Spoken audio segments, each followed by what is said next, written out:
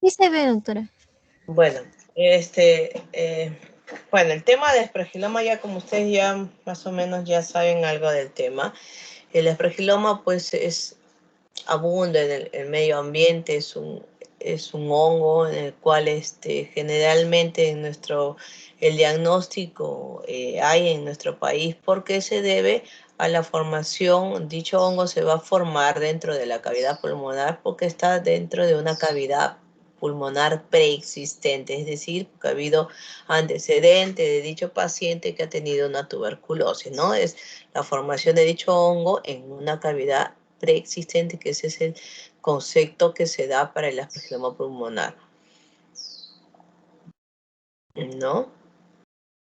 Entonces nosotros tenemos que generalmente dichos micetomas se forman mayormente, como ya habló su compañero, es que se forma generalmente en los ápices, que es la zona más aireada de la cavidad del parénquima pulmonar, ¿no? Las características de dichos aspergilos existen más de 200 especies, la inhalación de esporas es frecuente, pocos causan enfermedad, ¿no? Aspergilosis es raro, salvo que el paciente sea inmunodeprimido o salvo que el paciente haya tenido antecedente de tuberculosis, ¿no? Las especies patológicas más importantes tenemos la Fumigatus, la Flavus y la Niger, que son las más conocidas, ¿no? El hábitat, como había mencionado, es en el medio ambiente, en las zonas ganaderas, en nuestras casas, abunda dicho aspergillus, ¿no? ¿Qué pasa? Pues entonces ese paciente ha tenido un antecedente de una enfermedad pulmonar, ¿no? Ha tenido una cavidad existente, por lo cual el paciente va a aspirar el hongo y obviamente el hongo va a viajar por el torrente sanguíneo, por la vía respiratoria alta y obviamente va a ir hacia la zona de la cavidad. Al formar dicha zona de la cavidad se va a albergar dicho micetoma, ¿no? Entonces el micetoma es rico en las zonas, es neovascularizado, raspa las paredes y por las mismas endotoxinas propias del mismo hongo va a hacer que el paciente empiece a hemoptizar, ¿no? Entonces por lo cual ese paciente hemoptiza. Y ese es el signo principal del paciente que va a producir el signo principal para el micetoma, ¿no? Generalmente de dicho sangrado no necesariamente viene de la zona de la cavidad que está neovascularizada, pero también hay algunas arterias que les ayuda a que dicho sangrado se produzca, ¿no? Las ramas de las arterias intercostales y ramas que son de la arteria mamaria externa, ¿no? El origen de dicha hemoptisis, como ya habíamos mencionado, es por la erosión de la pared, que es neovascularizada en la cavidad pulmonar, por la propia endotoxina del hongo y por la enfermedad subyacente. La gran mayoría de los pacientes presentan hemoptisis leves, moderadas, en un 30%, en menores casos que sea masiva. Ustedes saben que la hemoptisia le dividimos en leve, moderada, masiva. Leve es de 100 a 200, moderada de 200 a 400 centímetros cúbicos y masiva mayor o igual a 600 centímetros cúbicos en 24 horas. Y la mortalidad por dicha hemoptisis masiva es de un 5 a 28%. En el transcurso de estos últimos años, chicos, esa mortalidad ha ido disminuyendo en los pacientes. Ahora, la ubicación donde generalmente se produce el aspergiloma pulmonar, esto no estamos haciendo ahora un gran estudio de pacientes con secuela de TB, este es del 90-97, que fueron 200 pacientes, de los cuales generalmente donde se ubica mayormente el aspergiloma es en las cavidades, en los lóbulos superiores de los pulmones, porque es la zona más aireada donde se produce dicho aspergiloma pulmonar. En menos porcentaje se ubican en los lóbulos inferiores, en medio, que es el porcentaje menor, a diferencia de los lóbulos superiores, ¿no? 1% del lóbulo medio, 2% en los lóbulos inferiores, ¿no? Mayor predominancia es en el lóbulo superior porque es la zona más aireada. En cuanto a la clasificación, que se dividen en simples y complejos, los simples realmente forman cavidades aisladas, El parénquima circundante es normal y los complejos mayormente son cavidades con parénquima circundante enfermo, roedores por la misma secuela y generalmente se presentan asociados a mayor morbimortalidad postoperatoria y frecuentemente en pacientes inmunosuprimidos. Esto son Blecher y Plummer en el año 60. Los antecedentes patológicos mayormente es debido a una tuberculosis, antecedente de tuberculosis pulmonar, que obviamente ya tienen cavidades que existen, preexistentes en este caso, en el 96.13%.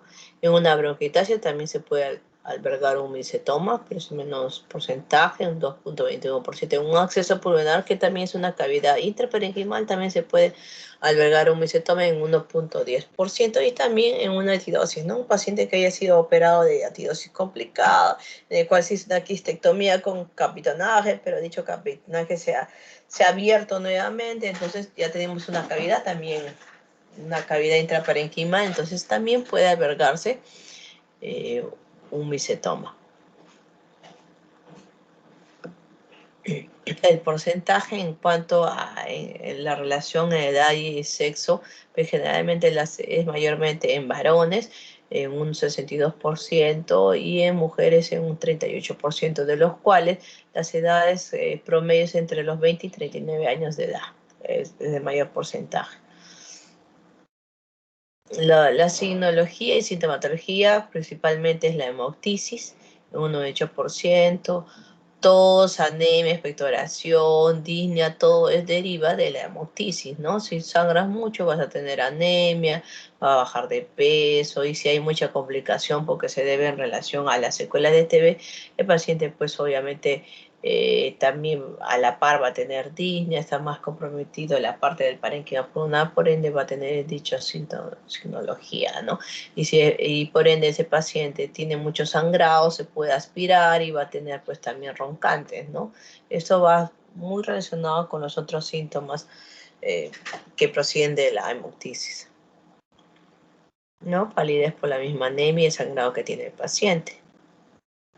La historia natural normalmente es una resolución espontánea siempre y cuando no haya compromiso.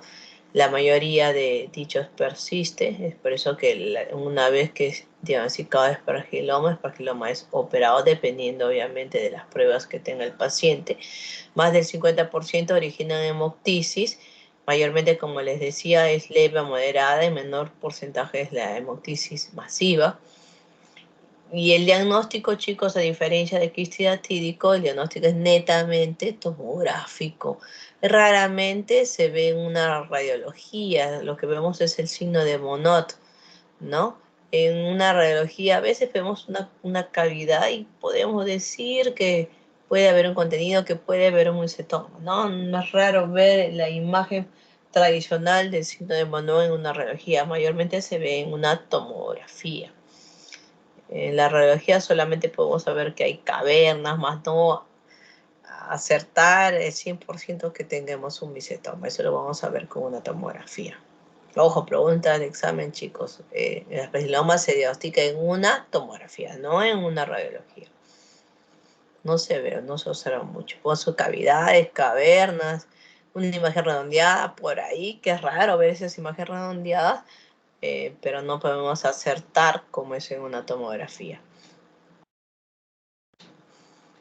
Entonces el signo de Monod es, esto vemos en una radiología, una pequeña cavidad, pero no vemos un contenido,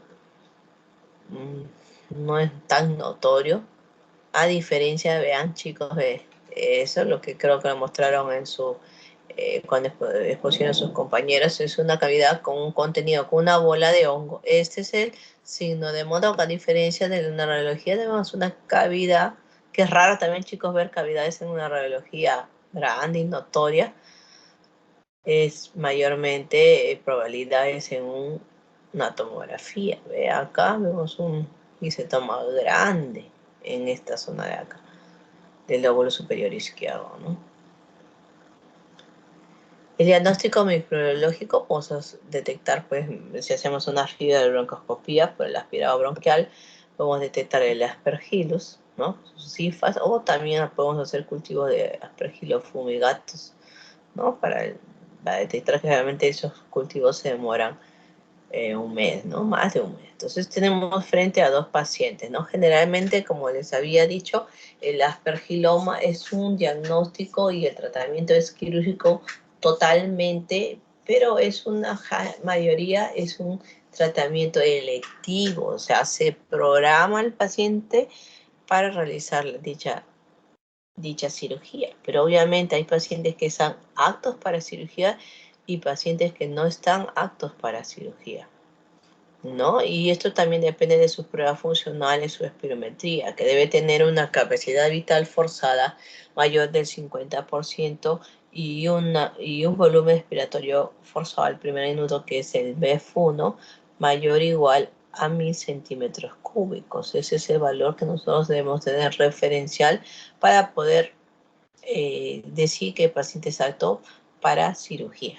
Aunque si tenemos un paciente que unas pruebas funcionales de un BF1 de 600 centímetros cúbicos, una capacidad vital forzada de 30%, el paciente ya no tiene chance quirúrgico, ya no está apto para la cirugía, no va a soportar la cirugía, por lo cual se le puede dar otro tipo de tratamiento, ¿no? Entonces, el paciente que está apto para cirugía pueden ser pacientes que estén asintomáticos, son síntomas leves o moderados, o pacientes que tienen síntomas graves, es decir, presentan hemoptisis masiva, así que peligra su vida, ¿no? Por lo cual, ese paciente que es asintomático, que tiene hemoptisis recurrente, yo lo voy a programar, le pido todo su prequirúrgico, cuando esté completo recién le voy a hacer una resección pulmonar electiva. En este caso, generalmente, como le decíamos, hacemos lobectomía superior mayormente, ¿no? Donde se ubica mayormente dicho micetoma.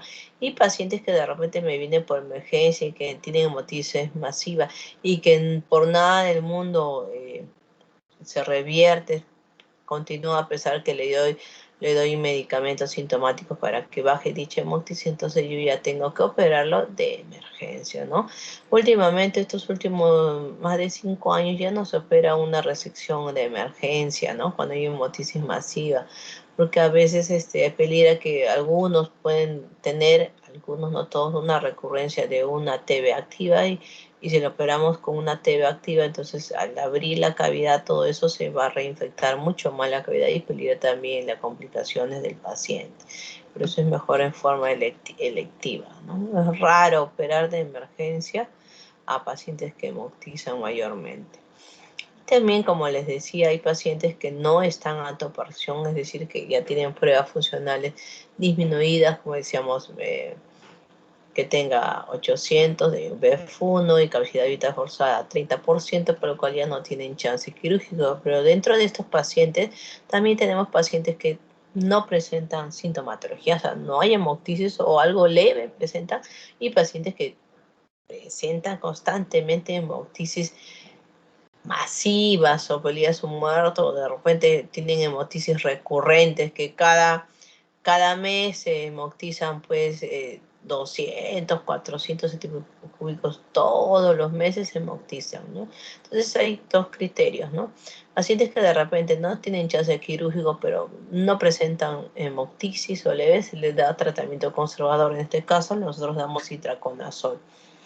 Itraconazol de 100 miligramos cada 12 horas por 3 meses consecutivos, ¿no? Y se le controla. El itraconazol es un tratamiento eh, que se le da al paciente, y hay que tener también cuidado porque es hepatotóxico y hay que hacer controlar con medicina, en este caso con tomarle control con el perfil hepático, como está, para ver si son bien tolerados, ¿no? Si no tolera bien con itraconazol, le podemos dar fluconazol a dosis de 100 a 200 miligramos diario, en este caso se le da el fluconazol, ¿no? Y en pacientes que de repente tienen hemoptisis masiva o hemoptisis recurrentes constantemente, este paciente le voy a ofrecer realizar una embolización de arteria bronquial, es decir, para tener una sustancia para que me tape esa zona donde está la cavidad y evitar de que el paciente siga sangrando. En esos casos hacemos una embolización. Generalmente con la primera embolización que se realiza,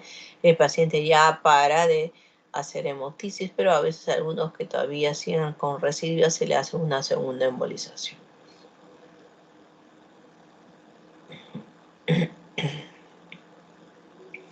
Y las condiciones, como les digo, generalmente son de cirugía electiva y menos porcentaje son cirugías de urgencia. Esto fue un 11.05% de urgencia y 8.95% fueron electivas. O sea, se programó al paciente y la que mayormente realizamos, como habíamos ya mencionado, es la lobectomía, ¿no? Generalmente es lobectomías superiores, ¿no?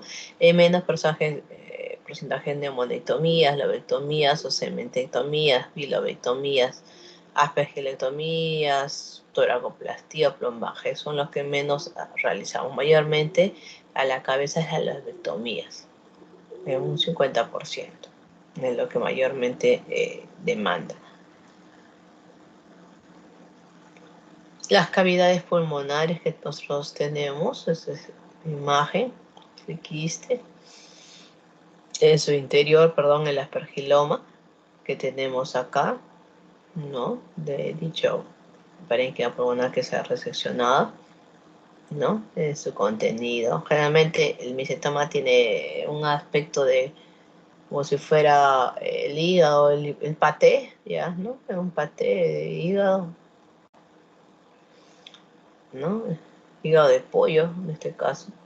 Así se parece el aspergiloma. Entonces, a veces peligra de que cuando estamos sacando, este es el lóbulo, entonces a veces esta zona del parénquima pues se apertura y entonces el contenido de dicho mesentoma a veces cae a cavidad. Entonces hay peligro de que esa cavidad se infecte y se pueda abrir nuestro muñón que hemos hecho, imagínense una lobectomía superior. Hacemos reparamos el muñón, cerramos el muñón y ese muñón a veces puede aperturarse y hacer una fístula y eso se complica.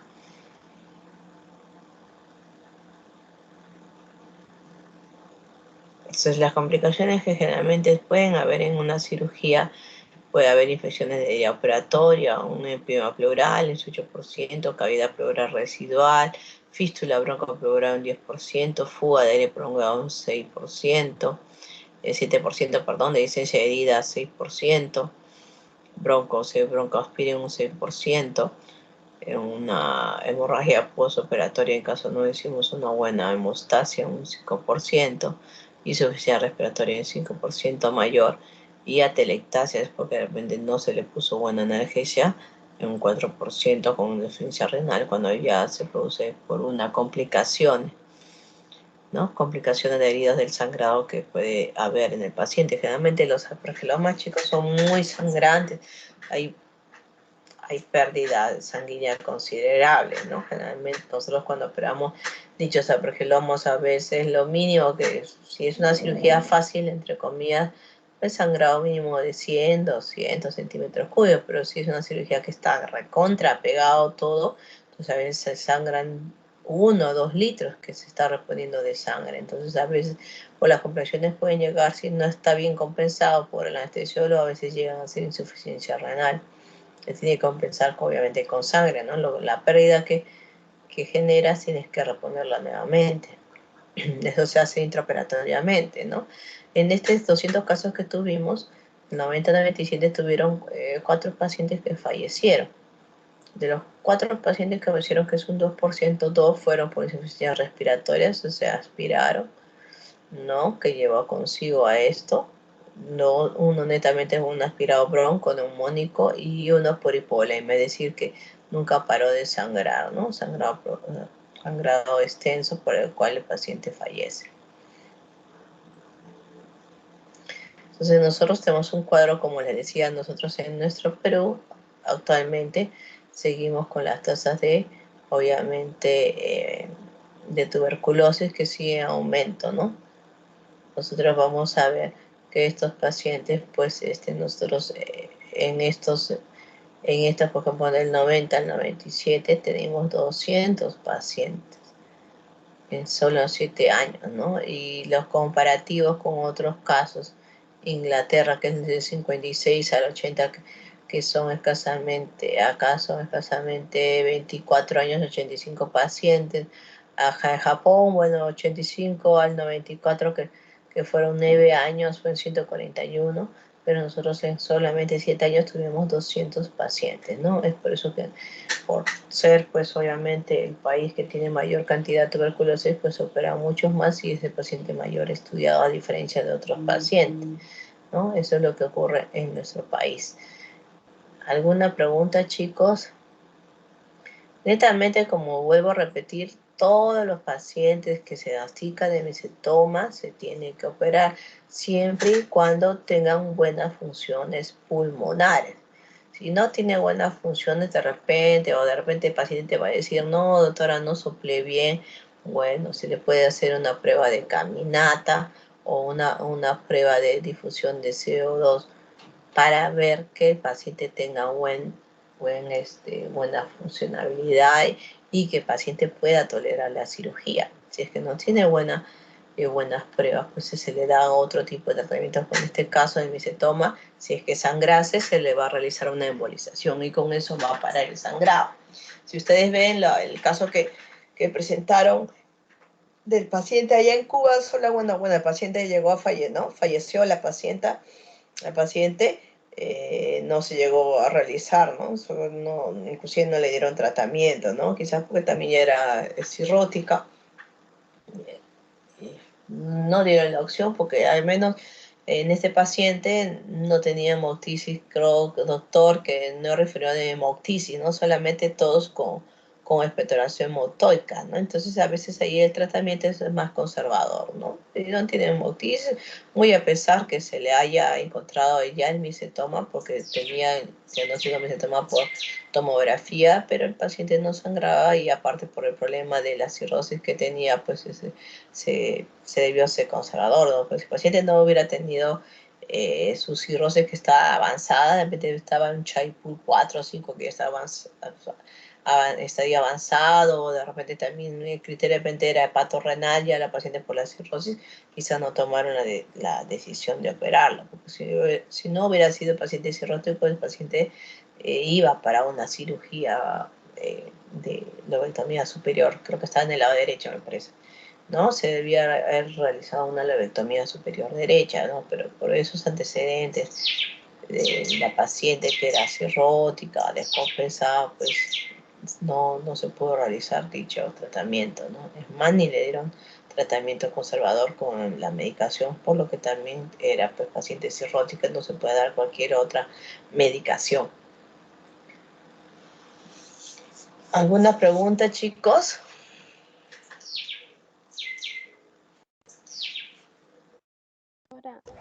Sí, doctora. Sí. Los pacientes Sí, dime. no embolización posterior, un tiempo mínimo que hay que esperar o se puede hacer inmediatamente. Hola, hola. No te he escuchado.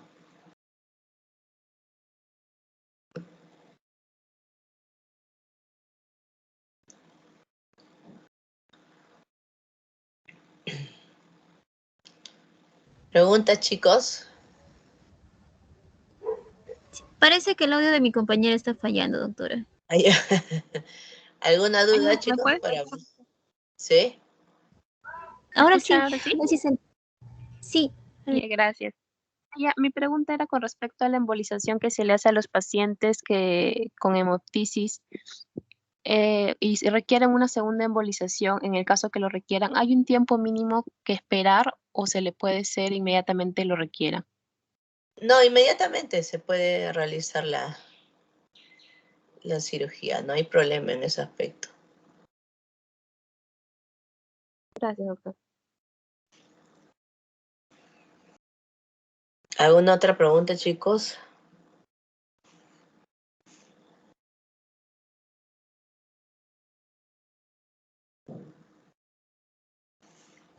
Doctora, sí, tengo una consulta. Entonces, en ese caso, como la cirugía sería como un método preventivo para que no en el futuro haya una complicación. No, generalmente, como les había dicho, Micetoma diagnosticado es micetoma operado, salvo haya excepciones, ¿no? Como este caso de la paciente que presentaron sus compañeros, que era cirrótica y terminó muriéndose de sus complicaciones de la cirrosis, ¿no? Pero en cierto modo, si nosotros diagnosticamos ya un micetoma, pues se tiene que operar. Algo pues que tenga algún problema o de repente sus pruebas sean minias y no tenga chance quirúrgica, entonces se le puede dar otra opción. Doctor, y entonces, ¿y si no se lo opera, doctora? ¿Sigue haciendo su vida normal? Sí, sigue haciendo su vida normal, pero siempre y cuando no, si el paciente de repente nunca presentó una hemoptisis, solamente se le tomó la tomografía y bueno, encontramos sus síntomas, pero nunca ha presentado una hemoptisis, pues se lo observa, ¿no? Yo lo operaría, ¿no? Porque tarde o temprano el paciente va a llegar a hemotizar, pero hay pacientes que no prefieren, entonces, bueno, conservador. Yo le podría dar itraconazol como tratamiento preventivo, ¿no? Para ver si es que resude esa zona del micetoma se vaya a reabsorber. Le puedo dar por el momento, pero vas a ver que a la consulta el paciente va a regresar porque de un momento a otro va a llegar a hacer el tiempo, no te podría decir, y hemotizar o toser rasgo de sangre.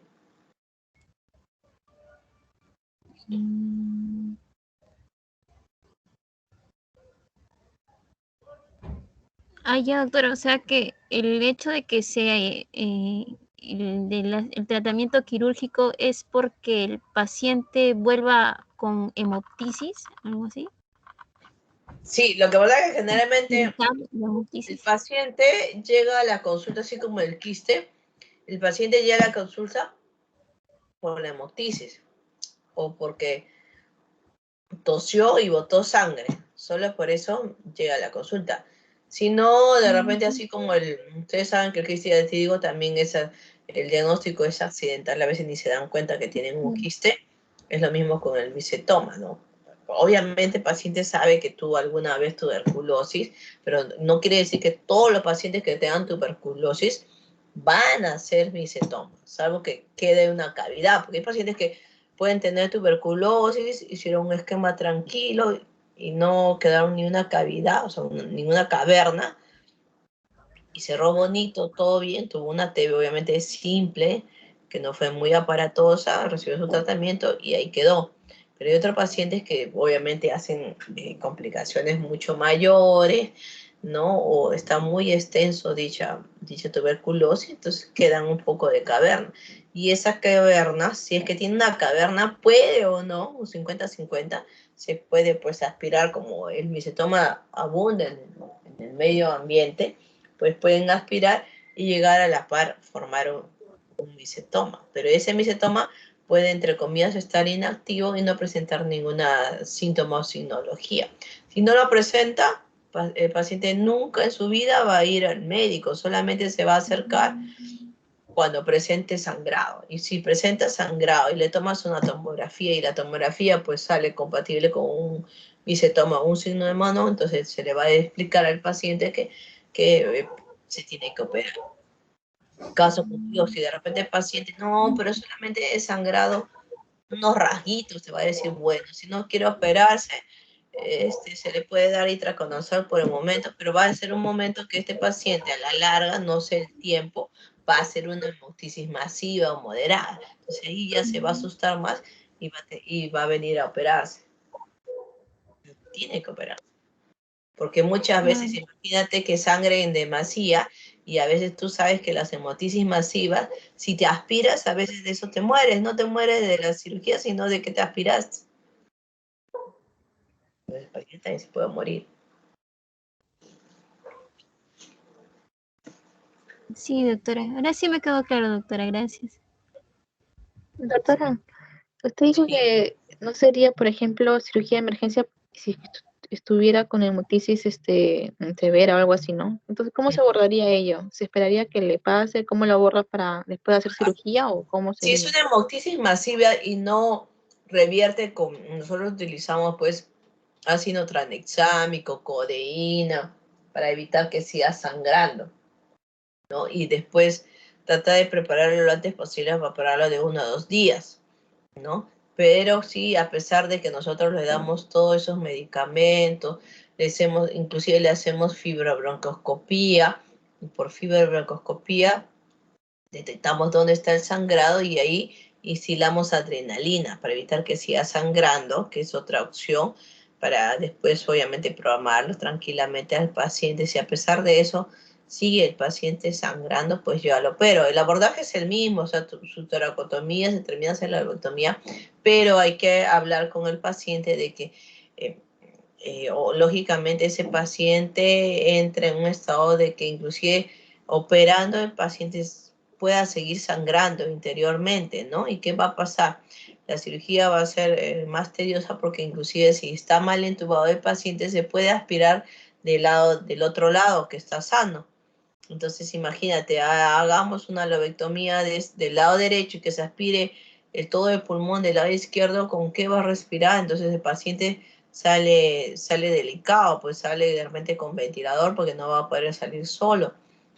Entonces esos cuidados hay que tener en cuenta. Es por eso que se trata de enfriarle entre comillas, pero por acto seguido, si a pesar de eso el paciente persiste con el sangrado, pues se tiene que hacer eso y hablar con la familia de todas las complicaciones que puede haber. Inclusive ahí corre peligro su vida porque imagínate que haga una aspiración total, se aspire todo el pulmón contralateral, el que no está operado, y se aspire también parte del mismo pulmón, entonces a veces el paciente tiene una gran mortalidad de que el paciente pues no salga de sala, ¿no? Esas son las complicaciones de operar netamente en esos casos, muy distinto a operar una electiva.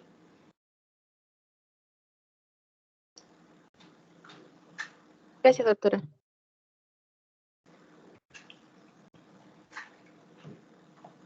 ¿Alguna otra pregunta?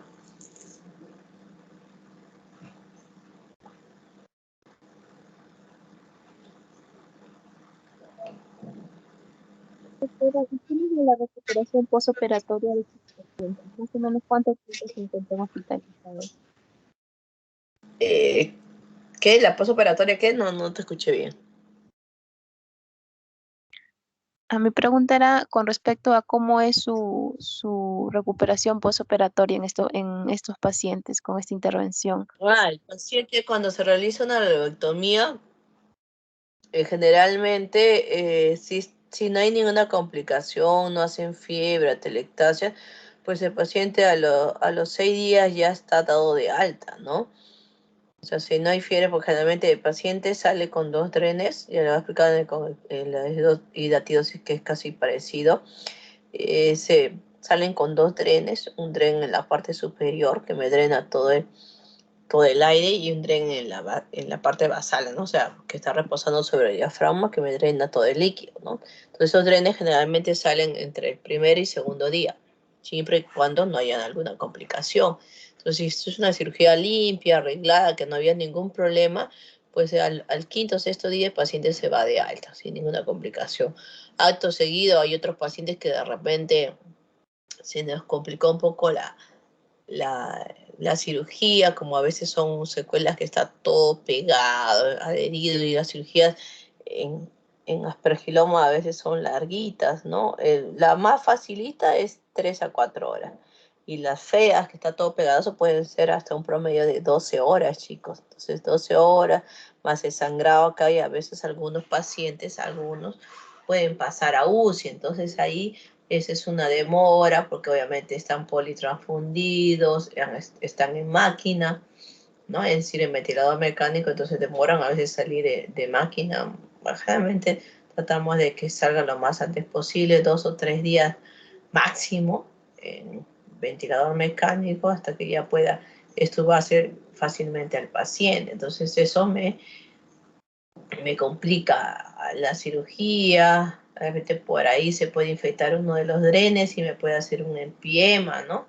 Entonces eso hay que ver, o de repente el paciente se llena de mucha secreción, hay que estar aspirando, luego hacer una fibrobroncoscopía porque no se puede expander el pulmón. Entonces esas cositas hay que ver, ¿no? Si es una, como vuelvo a repetir, si es una cirugía arreglada, no hay problema, ¿no? Entonces, quinto, sexto día, si hay alguna complicación, que el paciente de repente fue una cirugía prolongada, salió ventilador, estaba en uso 2, 3 días, eso me va a hacer de que se extienda el tiempo, ¿no? Quizás salga en 2 semanas.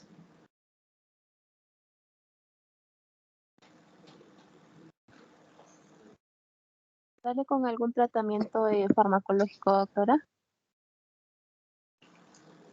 Generalmente los pacientes que son operadas siempre y cuando, muy aparte de que si en la cirugía se nos apertura la cavidad y cae un poco de mesentoma dentro de la cavidad pulmonar, le voy a dar itraconazol, ¿no? Itraconazol 100 miligramos cada 12 horas, lo voy a dar por 3 meses consecutivos, muy aparte de los antibióticos que le estoy dando, le puedo dar una ceftriaxona más amicacina, ¿no? Damos doble analgesia, porque si no damos doble analgesia, el paciente a veces hacen atelectasia por dolor. ¿Por qué? Porque es una cirugía dolorosa, se tiene que dar buenos analgésicos. Nosotros generalmente utilizamos tramadol y ketoprofeno en dosis de 100 miligramos cada 6 horas el tramadol, y ketoprofeno de 100 miligramos cada 8 horas, lo damos mínimo pues una semana, ¿no? Porque el paciente obviamente duele, es muy, muy doloroso, entonces tienen que dar buenos analgésicos, ¿no? Es como otro tipo de cirugías que le doy ketorolac o le doy doricina, que son más suaves, no, hay caso utiliza tramadol, es más, los anestesiólogos, como ponen catéter epidural, por ahí se pone la analgesia con morfina o petidina para mejorar el dolor, ¿no? Porque el paciente por el dolor a veces no respira muy bien. El no respirar bien llevan a paciente a que haga atelectasia. Y si hay atelectasia, por ende hay que hacer fibroscopía porque no se ve pulmón. Entonces eso hay que tener en cuenta.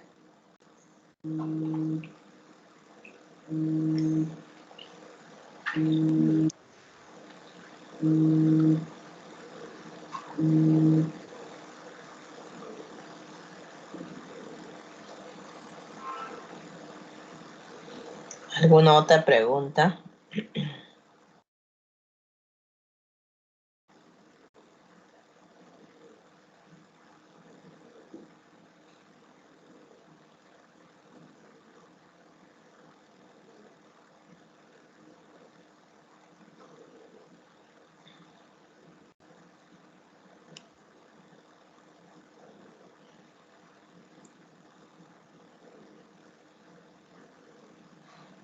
Pregunta, chicas.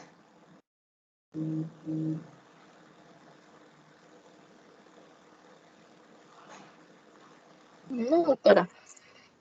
Bueno, entonces vamos con el otro. El otro.